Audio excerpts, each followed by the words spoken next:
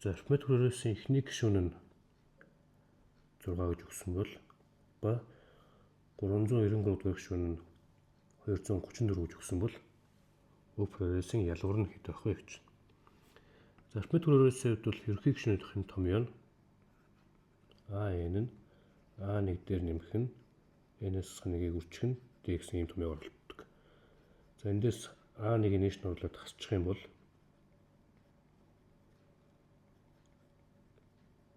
ийм болно. За одоо хоёр талыг нь n-ээс хасах нэгт нь хуваагдаж байна. За тэгэх юм бол юу гэж орж ирэх вэ гэхээр n-ээс a1-ийг хасаад n-ээс хасах нэгт хуваах юм бол ялгуур нь гарч ирнэ гэсэн үг. Тэгээд шууд энд орлуулаад бодчихно. Өөрөөр хэлбэл бидний олох ялгар гэдэг байна. A393-аас A1-ийг хасна. За тэгээд n-ийн оронд нь бол энэ байгаа гэсэн үг шүү дээ. Тэгэхээр 393-аас A1-ийг хасна.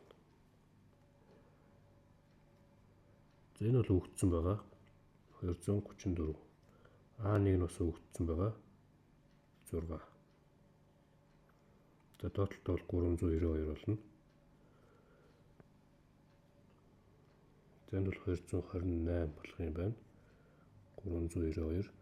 За энийг хургах юм бол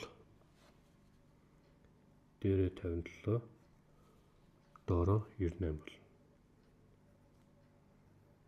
За энийг 100-ны найрагчлалтын одоо явах юм бол ингэж гарч ирэх юм байна.